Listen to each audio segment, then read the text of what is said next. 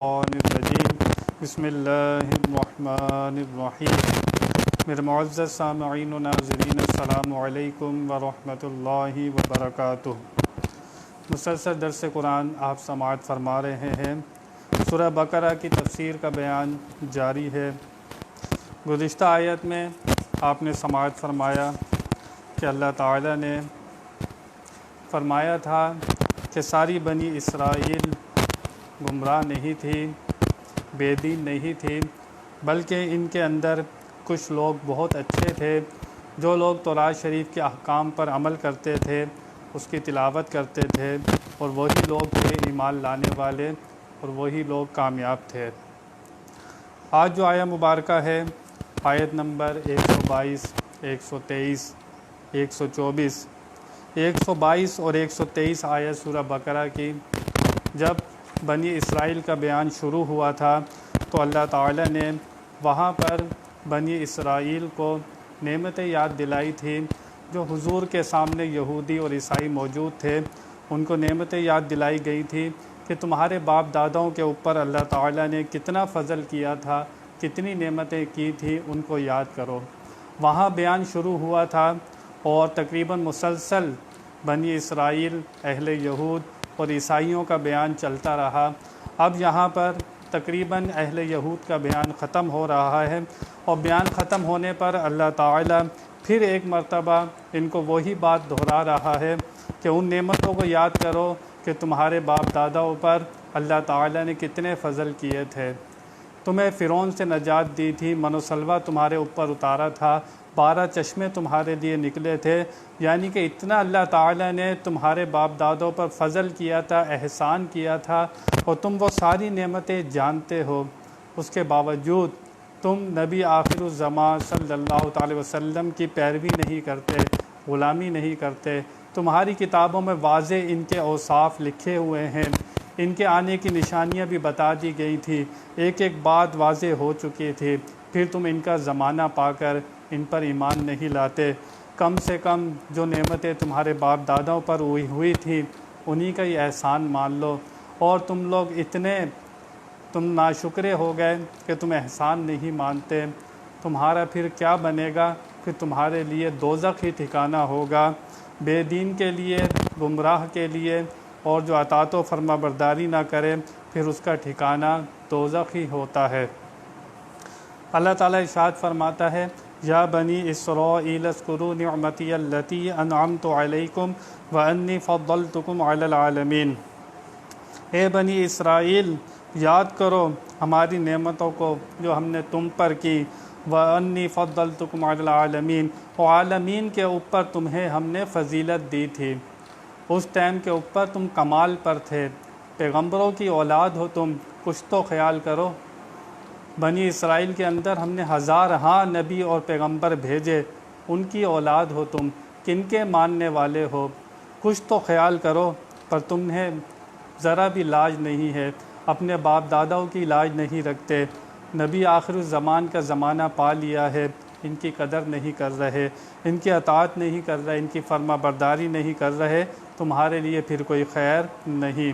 وَاتَّقُوا يَوْمًا لَا تَجْزِي نَفْسٌ عَن نَفْسٍ شَيْئًا وَلَا يُقْبَلُ مِنْهَا عَدْلٌ وَلَا تَنفَعُهَا شَفَاعَةٌ وَلَا هُمْ يُنصَرُونَ۔ اور ڈرو تم اس دن سے، کوئی جان دوسرے کا بدلہ نہ ہوگی، اور نہ اس کو کچھ لے کر چھوڑے، اور نہ کافر کو کوئی سفارش نفع دے گی، اور نہ ان کی مدد ہوگی۔ اللہ فرما رہا ہے قیامت کے دن سے ڈرو۔ اگر تم لوگ ایمان نہیں لائے اور نبی آخر الزمان کا کلمہ نہیں پڑھا، قیامت کے دن تمہاری کوئی مدد نہیں کی جائے گی۔ تم لوگ ایسا کوئی شخص نہیں ہوگا جو تمہاری مدد کر سکے اگر تم ایمان نہ لائے۔ قیامت کے دن سے تمہیں ڈرایا جا رہا ہے، لیکن تم لوگ کہاں ڈرنے والے ہو؟ تم نے اپنے صحیح باپ دادا کا طریقہ چھوڑ دیا، وہ جس طرح ایمان لے کر آئے تھے تم لوگ ان کے نقش قدم پر نہیں چلے، تو پھر تمہارے لیے نقصان ہی نقصان ہے، کوئی خیر تمہارے لیے نہیں ہے۔ آیت نمبر 123 سورہ بقرہ کی اب بیان شروع ہو رہا ہے۔ حضرت ابراہیم علیہ السلام، حضرت ابراہیم علیہ السلام ابو الانبیاء بھی انہیں کہا جاتا ہے، تمام انبیاء کے باپ۔ آپ کی اولاد میں بہت سارے ہزار ہاں پیغمبر اور نبی ہوئے، ابو الانبیاء آپ کو کہا جاتا ہے۔ آپ کی بزرگی، آپ جد امجد ہیں، تمام دینوں کے اندر آپ کی تعظیم کی جاتی ہے اور آپ کو ہر کوئی پہچانتا ہے اور آپ کی تعظیم کرتا ہے۔ تو یہاں پر اللہ تعالیٰ نے حضرت ابراہیم علیہ السلام کا ذکر فرمایا کہ ہم ایسی ہستی کا ذکر کر رہے ہیں، حضرت ابراہیم علیہ السلام کو تم ماننے کا دعویٰ کرتے ہو تو پھر ان کے حالات دیکھو، ان کے نقش قدم پر چلو، ان کی اولاد میں کتنے انبیاء کرام ہوئے، حضرت ابراہیم علیہ السلام کی ہی لاج رکھ لو اور آخری نبی صلی اللہ تعالی وسلم کا کلمہ پڑھ کر ایمان لے آؤ۔ حضرت ابراہیم علیہ السلام کا اللہ تعالیٰ ذکر فرما رہا ہے، چنانچہ اللہ تعالیٰ ارشاد فرماتا ہے وَإِذِ ابْتَلَىٰ إِبْرَاهِيمَ رَبُّهُ بِكَلِمَاتٍ فَأَتَمَّهُنَّ، اور جب آزمایا ابراہیم علیہ السلام کو۔ اب ذکر ہے آزمائش کا حضرت ابراہیم علیہ السلام کا۔ کس نے آزمایا؟ ربہ، ان کے رب نے، بکلمات، کچھ کلمات سے، کچھ باتوں سے، فاتمہن، اللہ فرماتا ہے پھر تم نے ان باتوں کو پورا کر دکھایا۔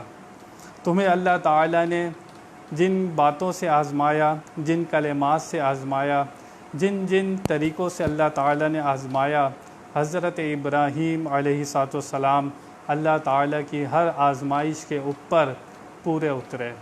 اللہ فرماتا ہے فَأَتَمَّهُنَّ، اے ابراہیم علیہ السلام آپ نے ہر آزمائش میں، اللہ تعالیٰ نے جس آزمائش سے آپ کو گزارا، آپ نے ہر آزمائش میں پورے اتر کر دکھا دیا۔ مفسرین فرماتے ہیں ان کلمات سے مراد یہاں چند دعائیں ہیں کہ حضرت ابراہیم علیہ السلام نے کچھ دعائیں مانگ کر رب کی رحمت کو آزمایا اور اللہ تعالیٰ نے حضرت ابراہیم علیہ السلام کی ہر دعا کو پورا فرما دیا۔ کچھ مصیبتیں ہیں جو حضرت ابراہیم علیہ السلام کے اوپر ڈالی گئیں، ان سے حضرت ابراہیم علیہ السلام آزمائے گئے۔ یہاں کچھ شریعت کے احکام آپ کے اوپر نافذ کیے گئے، آپ نے ان احکام کو خوش دلی سے قبول کیا اور ان سے آپ کو آزمایا گیا۔ وہ دعائیں کیا تھی جو حضرت ابراہیم علیہ السلام نے اللہ تعالیٰ سے کی، اور اللہ تعالیٰ نے حضرت ابراہیم علیہ السلام کی ہر دعا کو اللہ تعالیٰ نے قبول فرما لیا۔ چنانچہ حضرت ابراہیم علیہ السلام نے سب سے پہلے یہ دعا کی تھی، یا اللہ جنگل حرم کو شہر بنا دے، جو حرم ہے خانہ کعبہ ہے، مولا کریم اس کو شہر بنا دے۔ پھر اللہ تعالیٰ نے اس شہر میں کیسی رونق لگائی وہ آپ کے سامنے ہے۔ پھر فرمایا یہاں پر ہر قسم کے پھل دے مولا کریم، وہاں پر ہر قسم کے پھل ہونے چاہیے۔ چنانچہ آج بھی مکہ شریف میں ہر موسم کا پھل آپ کو ملے گا، بھلے موسم ہو یا نہ ہو، مکہ شریف میں آپ کو ہر قسم کا پھل آپ کو ملتا ہے۔ حضرت ابراہیم علیہ السلام نے دعا مانگی تھی، اور نبی آخر الزماں محمد الرسول اللہ صلی اللہ علیہ وسلم کو میری اولاد میں پیدا فرما۔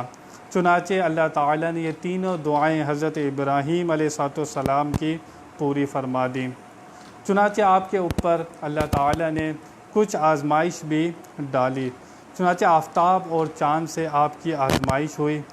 آپ کا مقابلہ نمرود سے تھا اور آپ نمرود کے مقابلے میں گئے، اور کتنی سخت آزمائش تھی آپ سنتے رہتے ہیں۔ بڑی عمر میں آپ کو ختنے کا حکم ملا، آگ میں ڈالے جانا، لاڈلے فرزند کو ذبح کرنا، اللہ کی راہ میں ترک وطن کرنا، اپنی پیاری بیوی اور اکلوتے فرزند کو بحکم الہی جنگل میں چھوڑ آنا۔ یہ وہ باتیں تھیں حضرت ابراہیم علیہ السلام کو جن باتوں سے آزمایا گیا، اور کچھ باتیں وہ تھیں کہ جو احکام آپ کے اوپر نافذ کیے گئے۔ ناک میں پانی ڈالنا، سر کی مانگ نکالنا، مونچھیں کٹوانا، مسواک کرنا اور ختنہ کرنا، زیر ناف کے بال اکھیڑنا، ناخن کٹوانا اور پانی کے ساتھ استنجا کرنا، پھر توبہ کرنا، عبادت، حمد الہی، سیاحت، رکوع سجدہ، اچھی باتوں کا حکم کرنا، بری باتوں سے روکنا، حدود الہی کی نگہبانی کرنا، خدا کو ہر وقت حاضر و ناظر جاننا، اسلام، ایمان، اطاعت، صبر، عاجزی، صدقہ، روزہ، شرمگاہ کی حفاظت، نظر کی حفاظت، ہر وقت زبان سے ذکر الہی، قیامت کی تصدیق کرنا، نماز میں حضور قلبی کے ساتھ ادا کرنا، مستحبات کی پابندی کرنا، بیکار باتوں سے پرہیز کرنا، زکوٰۃ بخوشی ادا کرنا، بیوی اور لونڈی کے سوا اوروں کے ساتھ شرمگاہ کی حفاظت کرنا اور وعدہ پورا کرنا، امانت کا پورا کرنا، مذاق و دل لگی سے پرہیز کرنا، سچی گواہی نہ چھپانا۔ حضرت ابراہیم علیہ السلام پر یہ احکام، کچھ چیزیں واجب کی گئی تھی جو آپ نے بخوشی ان کو انجام دیا اور آپ اللہ کے پیارے کہلائے۔ چنانچہ حضرت ابراہیم علیہ السلام کو طرح طرح کی آزمائش سے گزارا گیا۔ آپ کے اوپر مال کی آزمائش ہوئی، آپ کے اوپر اولاد کی آزمائش ہوئی، آپ کو اپنا وطن چھوڑنا پڑا، بیوی بچوں کو جنگل میں چھوڑنا پڑا۔ حضرت ابراہیم علیہ السلام کو اللہ تعالیٰ نے سخت آزمائش کے بعد خلت عطا فرمائی تھی۔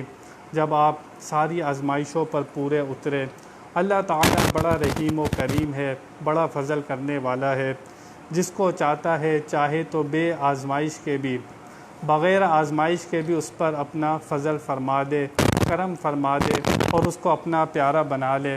لیکن اللہ تعالیٰ دیکھا گیا ہے کہ جو اللہ تعالیٰ کے جتنے قریب ہوتا ہے، جتنا پیارا ہوتا ہے، اللہ تعالیٰ اتنی ہی آزمائش سے اس کو گزارتا ہے۔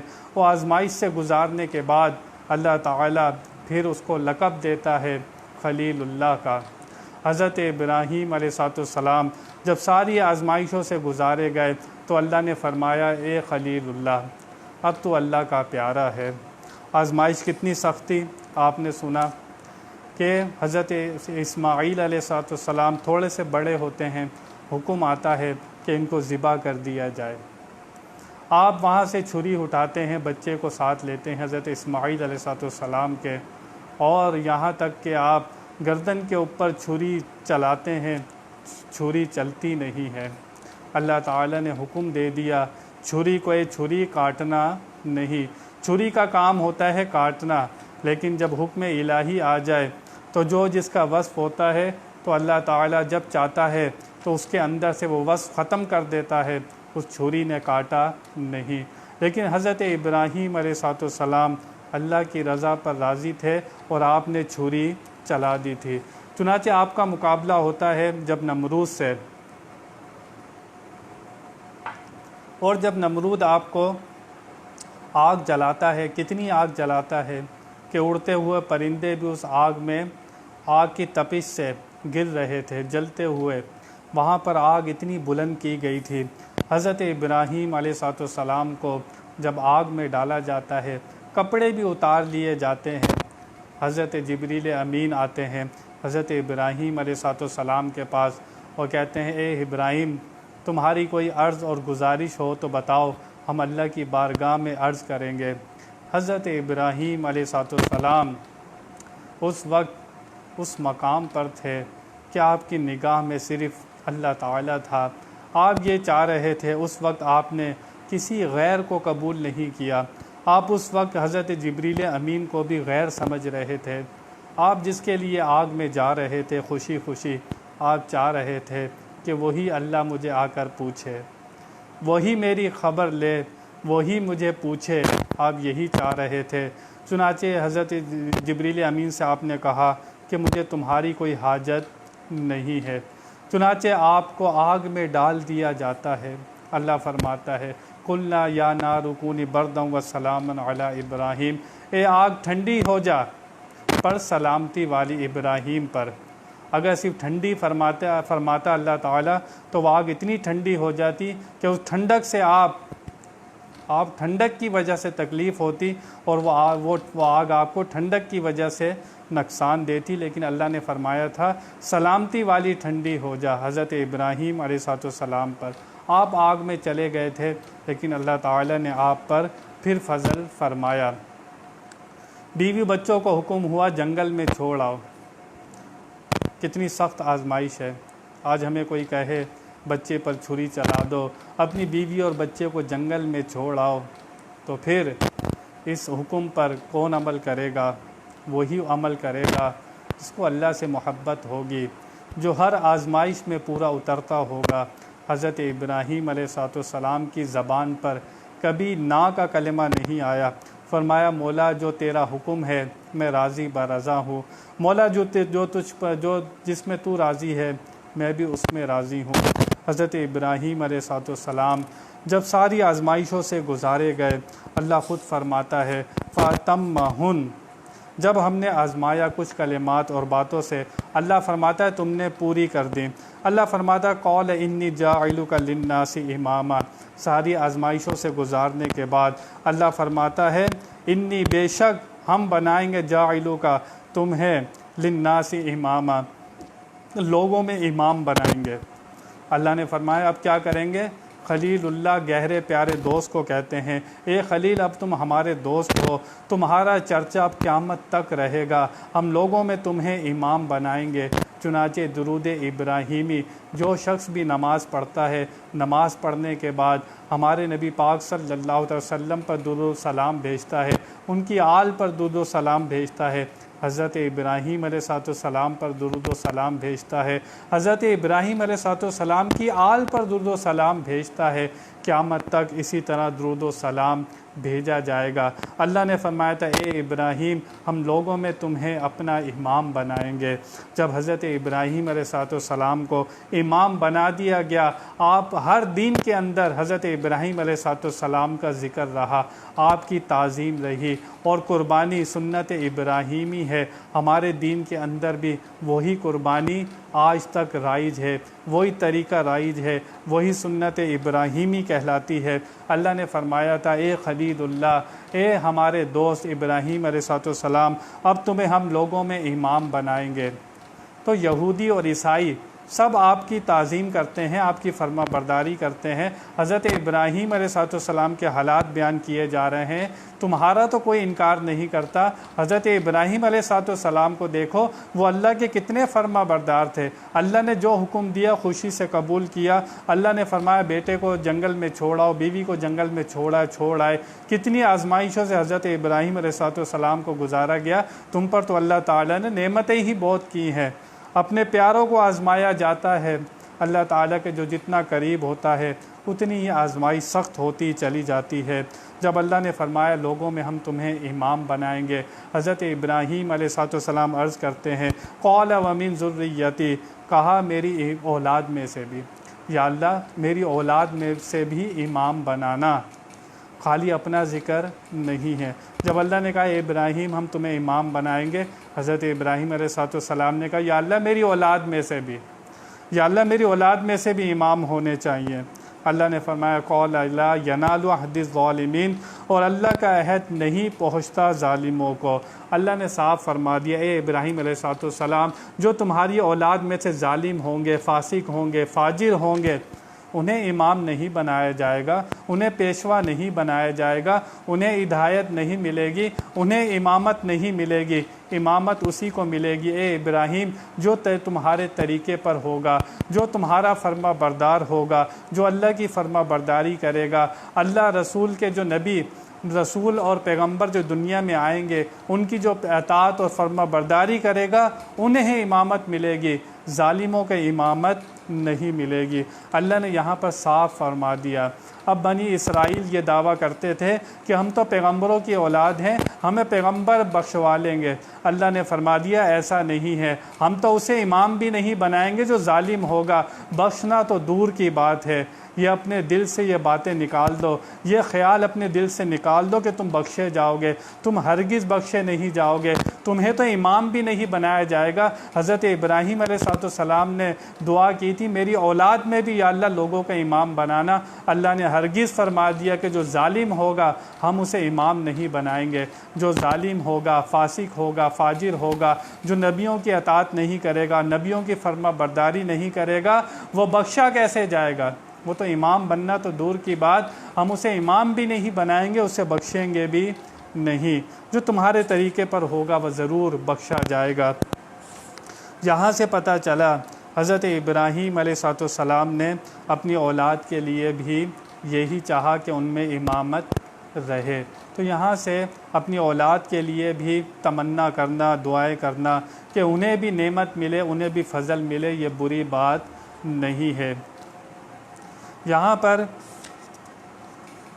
ایک بات کہ امیر معاویہ نے چاہا تھا کہ یزید کو خلافت ملے، وہ بھی میرا جانشین ہو جائے، چاہنا برا نہیں ہے۔ اس وقت تک یزید فاسق اور فاجر نہیں تھا، اس پر حضرت امیر معاویہ پر طعن نہیں ہو سکتی۔ حضرت ابراہیم علیہ السلام نے بھی دعا کی تھی، یا اللہ میری اولاد کے اندر، ان کے اندر بھی یہ امامت کا سلسلہ جاری رہے۔ حضرت امیر معاویہ نے بھی یہ تمنا کی، تو ان کی تمنا کرنا غلط نہیں ہے۔ بعد کے اندر یزید نے غلط کام کیے تو اس کا ذمہ دار وہ خود ہوگا۔ بیٹا نافرمان ہو جائے تو اس کا جو قصور ہے وہ والد پر ڈالا نہیں جا سکتا۔ نوح علیہ السلام کا بیٹا کافر ہو گیا تھا، کیا اس کے بیٹے کی وجہ سے کوئی الزام لگا سکتا ہے نوح علیہ السلام پر بھی کہ نوح علیہ السلام نے بیٹے کو غلط سکھایا تھا؟ یا نوح علیہ السلام کی پکڑ ہوگی؟ بیٹا نافرمان ہو گیا، نوح علیہ السلام نے ان کی تربیت میں کمی نہیں چھوڑی تھی، اس کے مقدر میں تھا، اس کے نصیب میں تھا۔ یزید کا مقدر اور نصیب ہی ایسا تھا، اس کا دل ہی ایسا تھا کہ وہ نافرمانوں میں سے تھا، فاسقوں میں سے تھا، فاجروں میں سے تھا، وہ تھا ہی نافرمان۔ اس میں حضرت امیر معاویہ کا کوئی قصور نہیں ہے۔ حضرت ابراہیم علیہ السلام کے اوپر 10 چیزیں واجب کی گئی تھی۔ سب سے پہلے کلی کرنا، یہ حضرت ابراہیم علیہ السلام پر واجب کیا گیا تھا۔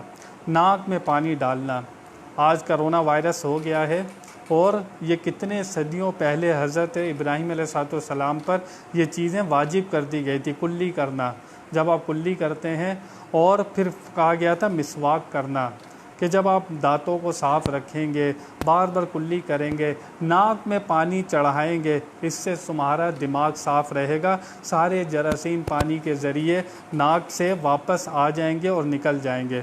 کلی کرنا، ناک میں پانی چڑھانا، سر میں مانگ نکالنا، اس کا مطلب ہے بالوں کو صحیح رکھنا اور ان میں کنگھا کرتے رہنا۔ مونچھیں کٹوانا، یہ نہیں مونچھیں بڑی بڑی ہوں تو مونچھوں پر جراثیم لگ جاتے ہیں، اور پانی یا کھانا لگتا ہوا مونچھوں سے جائے گا تو پھر وہی جراثیم اندر جائیں گے۔ اسلام چاہتا ہے کہ بندے کی صحت بھی صحیح رہے۔ پھر ختنہ کرنا، کتنی چیزوں سے انسان محفوظ رہتا ہے، زیر ناف بال کاٹنا، بغل کے بال کاٹنا، ناخن کٹوانا، پانی سے استنجا کرنا۔ آج ان چیزوں میں کتنے فوائد ہیں، سائنس آپ کو بتا رہی ہے۔ آج دنیا شور کر رہی ہے کہ ہاتھ دھو کر کھانا کھاؤ، کلی کر کے کھانا کھاؤ، ناک میں پانی چڑھا کر صاف ستھرے ہو کر پھر کھانا پینا کرو اور صاف ستھرے رہو۔ یہ چیزیں حضرت ابراہیم علیہ السلام پر واجب کی گئی تھی، اور ہماری شریعت میں یہ چیزیں سنت ہیں۔ اسلام تو شروع سے ہی انسان کی حفاظت چاہتا ہے کہ انسان بیماریوں سے محفوظ رہے اور صحت مند زندگی انسان گزارے۔ چنانچہ جو شخص جمعرات کے دن عصر کے بعد، یہ ایک بہت اچھی بات ہے کہ انسان کو ناخن کس طرح کاٹنے چاہیے، اور کوئی ناخن اس طرح کاٹے تو اس کو بہت ثواب ملتا ہے، چنانچہ اس کی بہت ساری بیماریاں دور ہو جاتی ہیں۔ ناخن اس طرح کاٹے جمعرات کے دن عصر کے بعد کہ شہادت کی انگلی سے شروع کرے، دانے ہاتھ کی شہادت کی انگلی سے ناخن کاٹنا شروع کرے، اور چھوٹی انگلی جس کو چھنگلی بھی کہتے ہیں یہاں تک کاٹے۔ یہاں تک کاٹنے کے بعد پھر بائیں ہاتھ کی چھنگلیاں سے شروع کرے، یعنی جو الٹے ہاتھ کی پھر چھوٹی انگلی ہے وہاں سے کاٹنا شروع کرے اور ناخن تک کاٹ لے، پھر آخر میں سیدھے ہاتھ کا انگوٹھا بچے گا اس کا ناخن بھی کاٹ لے۔ یعنی شہادت کی انگلی سے شروع کرے، پھر چھوٹی انگلی پر ختم کرے، پھر الٹے ہاتھ کی چھوٹی انگلی سے شروع کرے، پھر انگوٹھے تک کاٹ لے، پھر آخر میں سیدھے ہاتھ کا انگوٹھا بچے گا، پھر آخر میں وہ انگوٹھے کا ناخن بھی کاٹ لے۔ تو اس کو فرمایا کہ انشاءاللہ تعالی تنگ دستی، دنیاوی پریشانی اور آنکھ کی خرابی سے محفوظ رہے گا۔ جو اس طرح ناخن کاٹے گا اس کو اتنی ساری نعمتیں ملیں گی۔ چنانچہ اسلام انسان کی حفاظت چاہتا ہے، اور چاہتا ہے کہ انسان کا ظاہر بھی صاف رہے، باطن بھی صاف رہے، اندر باہر اس کا صاف ہو جائے۔ اور یہاں سے پتہ چلا اس آیہ مبارکہ سے کہ ہر مسلمان اللہ تعالیٰ کا جو پیارا بننا چاہتا ہے، ہم ہر رکعت میں کہتے ہیں اہدنا الصراط المستقیم، یا اللہ ہمیں سیدھے راستوں پر چلا۔ کس کے راستے پر چلا؟ صراط الذین انعمت علیہم، یا اللہ ان کے راستے پر چلا جن پر تو نے انعام کیا ہے۔ انعام کن پر ہوا ہے؟ انعم اللہ علیہم من النبیین والصدیقین والشہداء والصالحین، انبیاء پر احسان ہوا ہے، شہداء پر احسان ہوا ہے، صدیقوں پر احسان ہوا ہے، صالحین پر انعام ہوا ہے۔ ہم ہر رکعت میں یہ دعا کرتے ہیں یا اللہ ان کے راستے پر چلنے کی ہمیں ہدایت عطا فرما، توفیق عطا فرما۔ ان کا راستہ کون سا ہے؟ ان کا راستہ آزمائشوں والا ہے۔ پھر اللہ تعالیٰ جب ان کے راستے پر انسان کو چلانا شروع کرتا ہے تو انسان پھر شور کرنا شروع کرتا ہے۔ کیوں؟ ان کے راستے پر جب چلنا شروع ہوتا ہے تو پھر وہ راستہ آزمائشوں والا ہوتا ہے۔ پھر اللہ تعالیٰ جیسے چاہتا ہے اپنے بندے کو آزماتا ہے۔ جب اس کی آزمائش میں پورا اترتا ہے بندہ تو پھر انعام کیسا ملتا ہے؟ حضرت ابراہیم علیہ السلام سے فرمایا جا رہا ہے کہ ہم تمہیں امام بنائیں گے، تمہارا چرچا باقی رہے گا، قیامت تک تم پر درود و سلام ہوں گے۔ تو پھر جب آزمائش میں انسان پورا اترتا ہے تو پھر خلیل اللہ ہوتا ہے۔ انسان جو کلمہ پڑھ کر مسلمان ہو گیا ہے اور وہ چاہتا ہے کہ میں اللہ تعالیٰ کے قریب ہو جاؤں، اور جب قریب ہونے میں اللہ تعالیٰ اس پر کوئی آزمائش ڈالے تو پھر شکوہ شکایت نہ کرے، پھر تسلیم و رضا اختیار کرے۔ مسلمان ہوتا ہی وہی ہے جو تسلیم و رضا پر ہوتا ہے۔ حضرت ابراہیم علیہ السلام نے آزمائشوں سے گزر کر بتا دیا، آنے والوں اگر تم میرے طریقے پر چلنے کی دعا کرو گے اور کہو گے یا اللہ اپنا پیارا بنا لے، اگر تم پر کبھی آزمائشیں ڈال دی جائیں تو پھر تسلیم و رضا کا مظاہرہ کرنا، شکوے شکایت کا مظاہرہ نہیں کرنا۔ حضور کے نواسے حضرت امام حسین رضی اللہ تعالی عنہ کی آزمائش ہمارے سامنے ہے۔ 6 مہینے کا علی اصغر، ان کی گود کے اندر اس کو تیر مار دیا جاتا ہے، 72 جسم اللہ کی راہ میں قربان کر رہے ہیں، اپنے جوان بیٹے اللہ کی راہ میں قربان کر رہے ہیں۔ ان کے سفر میں کیا تھا؟ وطن بھی چھوڑ دیا، مال بھی دے دیا، جان بھی دے دی، کتنے دن کے بھوکے پیاسے اللہ کی راہ میں، کیسی سخت آزمائش ہم اس کا اندازہ نہیں کر سکتے۔ اور وہ جنت کے مردوں کے جوان ہیں، جنت کے مردوں کے سردار ہیں۔